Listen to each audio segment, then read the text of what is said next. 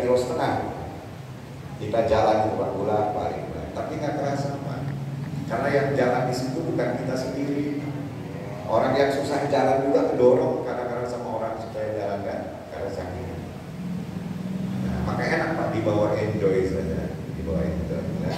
Nah, selesai kita 7 putaran nanti di Bukit Marwah. Apa yang kita lakukan di sana? Selesai sa'i, tahallul. Ditandai dengan menggunting rambut kiri kanan atau di atas, minimal selembar-selembar jadi 3 lembar minimal ya. Tahallul ya, menggunting rambut, yang laki oleh laki, yang perempuan oleh perempuan. Boleh yang perempuan itu oleh laki yang menjadi suaminya. Paham ya?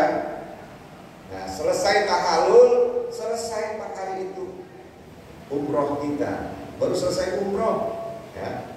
Pulang kita nanti ke pemondokan, pulang ke hotel kita, sudah ganti bajunya, tidak berpakaian ihram lagi, tapi sudah berbaju yang biasa.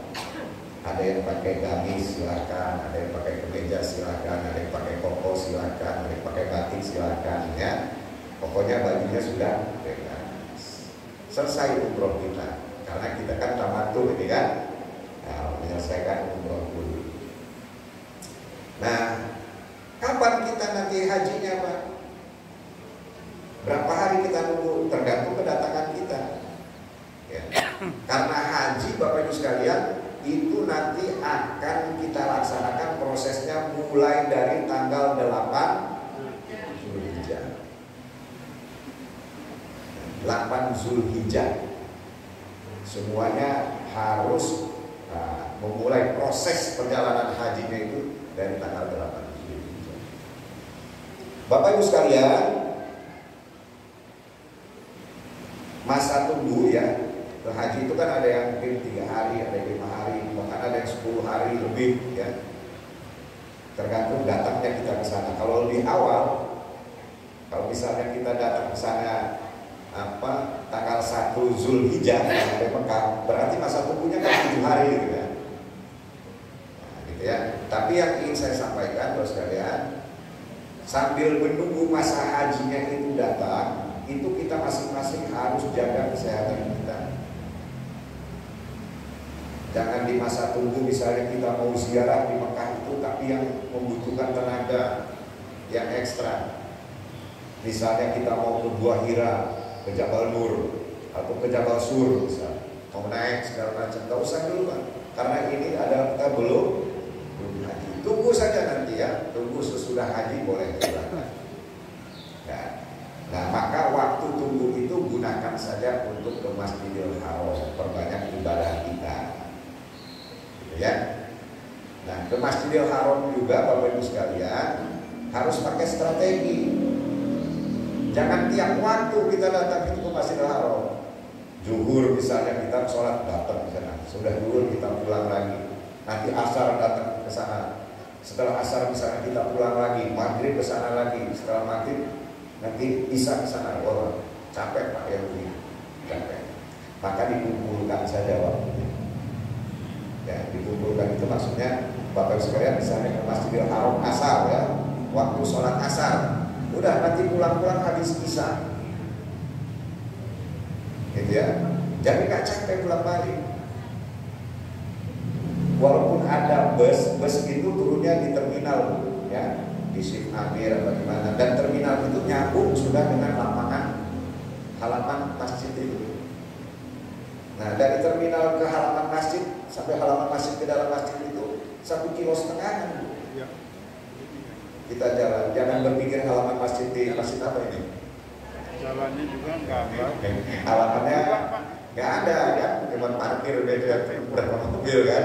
Nah, kalau di sana halamannya itu ya 1 kiloan kita mau masuk ke masjid kan. Jalan, nggak kerasa Pak, tapi capek juga kan. Jalannya kan kemudian yang kedua Bapak Ibu sekalian, ingat kita kesana itu mau haji ya. Maka saran saya H-3 sebelum tanggal 8 itu sholatnya sudah tidak usah lagi ke Masjidil Haram. Ya, cukup di hotel saja. Di hotel juga ada musholanya, ada masjidnya. biasanya satu lantai hotel itu disiapkan untuk musola yang kapasitasnya mungkin bisa 600-700 orang sholat di situ ya. Kalau satu kloter masih tetap. Atau sholatnya di masjid yang ada di hotel-hotel itu. Kenapa? Yang pertama, kalau sudah H-3 itu berarti tanggal 5 Zulhijjah, bus itu sudah nggak ada. Karena bus ini dipersiapkan untuk ke Arafah semua. Jadi nggak ada lagi jemputan jamaah. Ya kalau ada yang mau ke masjid itu biasanya pakai taksi ya. Taksi ya. Nggak ada ojek online, nggak ada motor, nggak ada itu ya. Biasa taksi biasa ya. Nah nanti Bapak sekalian, apalagi kalau misalnya sudah tanggal 7 H-1, dia masih nekat ya mau ke Masjidil Haram misalnya, mau intikaf di sana malam tanggal 8, apa boleh? Boleh. Persoalannya siap nggak kamunya kan? Kenapa? Karena kita khawatir begitu dia intikaf malam itu ketiduran misalnya Pak di Masjidil Haram. Kayak bangun tidur misalnya pagi, begitu pulang dia nggak tahu tempat pulang. Ya, kalau ke Masjidil Haram Pak, itu orang nggak ada yang kesasar. Yang kesasar itu biasanya pulangnya dari Masjidil Haram menuju ke tempat kita. Nah, gitu ya. Coba bayangin, itu tanggal 8 pagi orang mau berangkat ke Arafah, dia nggak ada misalnya. Karena habis ibadah di mana di Masjidil Haram, mungkin dia pulang kesasar nggak ketemu Pak. Misalnya. Atau dia datang ke hotel kita, sudah nggak ada orang, kita sudah berangkat semua misalnya. Apalagi yang kesasarnya bisa sehari 2 hari misalnya ya. Udah Pak selesai dia nggak haji. Ya. Karena haji itu adalah Arafah. Kita mau ke Arafah tanggal 8 Zulhijjah. Nah kalau dia nggak pulang itu ya siapa yang menungguin kan nggak mungkin. Nah oleh karenanya saran saya seperti itu ya. Nah Bapak Ibu sekalian yang saya hormati, katakan sekarang di benak kita ini hari ini tanggal 8 Zulhijjah. 8 Zulhijjah. Berarti kita siap persiapan kita untuk menunaikan ibadah haji. Nah di tanggal 8 Zulhijjah itu Bapak Ibu sekalian diupayakan ya. Dan harus menurut saya jam 12 siang, jam 12 siang di tanggal 8 itu diupayakan semuanya kita ini sudah mandi ihram. Ingat ya, di tanggal 8 itu semua orang mau mandi. Maka jangan jam 12 betulan mandi ihramnya ya. Mungkin mulai dari setengah 11, ada yang 11 kurang seperempat, ada yang pas jam 11, ada yang 11 10 menit gitu ya. Jangan pas jam 12 betulan. Nah, yang saya maksud jam 12 itu sudah semuanya sudah siap, sudah berpakaian ihram, sudah mandi ihram. Nah, Bapak Ibu sekalian, pertanyaan saya, kalau untuk haji, kalau umroh tadi kan mikotnya di Madinah, di Bir Ali dan di Jeddah, di King Abdul Aziz. Kalau untuk haji kita mikotnya di mana? Di hotel. Di hotel kita masing-masing, di pemondokan kita masing-masing, disitulah kita nanti akan mikotnya. Mikot itu memulai start kita beribadah itu di hotel. Nah, start. Nah, maka tadi di hotel sudah berpakaian ihram. Nah, jam 12 siang Pak, katakanlah zuhur ya. Sholat zuhur, sholatnya di hotel itu juga. Nanti dipimpin oleh para petugas kita ya. Berjamaah. Dan hari itu tanggal 8 Zulhijjah, sholatnya zuhur itu di qashar, jadi apa? Jamak qashar, di jamak dan di qashar ya, jamak qashar takdim, asar sekalian masuk ke kita. Nah selesai sholat, Bapak sekalian, ini kan sudah ihram semua, sudah berpakaian ihram ya. Nah maka kita nanti langsung melaksanakan sholat sunat ihram. Jadi sholat sunat ihramnya di hotel juga. Ya setelah sholat zuhur dan asar. Ya sholat sunat ihram. Setelah sholat sunat ihram baru kita melafalkan niat. Niatnya untuk Niatnya untuk haji. Niat haji itu di mana niatnya? Labbaik Allahumma hajjan. Labbaik Allahumma Hajjan. hajjan. Bukan Allahumma barik lana fima razaqtana wa qina adzabannar. Itu doanya Makkah. Ya. Labbaik Allahumma hajjan. Coba sama-sama ya. Labbaik Allahumma hajjan. Begitu kata-kata itu terucap, ingat seluruh larangan-larangan ihram itu sudah berlaku kepada kita. Ya. Ini kita memulai start hajinya. Nah, Bapak Ibu sekalian, nanti setelah kita niat itu ya, setelah selesai sholat sunat ihram, sudah selesai semuanya, kita nunggu jam berapa kita mau dievakuasi ke Arafah. Itu biasanya sudah dijadwalin, Pak. Dalam hotel itu kan ada beberapa kloter. Satu hotel itu ada yang 7 kloter isinya. Ya. Dan kloternya bukan dengan kloter kita, campurnya dengan kloter yang lain-lain juga. Ada dari Makassar, dari Semarang, ada dari mana gitu ya. Nah, gitu. Nah, maka nanti kita lihat jadwal kita. Ikutin petunjuk petugas. Misalnya kloter kita ini akan berangkat ke Arafah jam 2. Maka diminta kepada seluruh calon jamaah haji jam 2 sudah ada di lobi hotel. Ya. Tapi kalau belum diumumin, belum jangan turun dulu. Harus disiplin, Pak.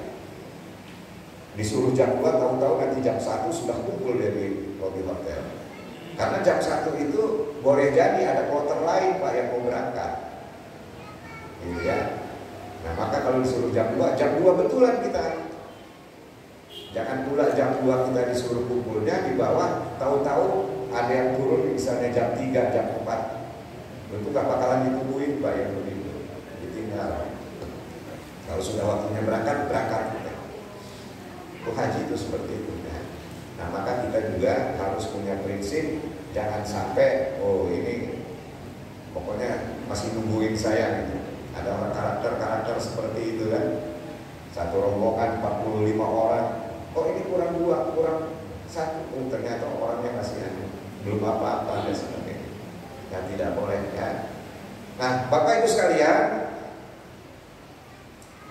diangkut ke Arafah itu tidak satu rombongan, satu bus.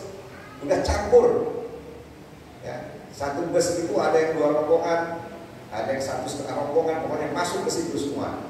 Pokoknya satu kloter itu akan diangkut pokoknya semua ya, tapi tidak perombongan lagi.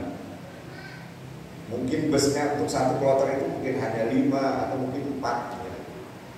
Yang mereka juga pakai sistem taruh duli namanya. Kalau misalnya kurang busnya itu, dia nganter dulu, turunin, nanti balik lagi jemput.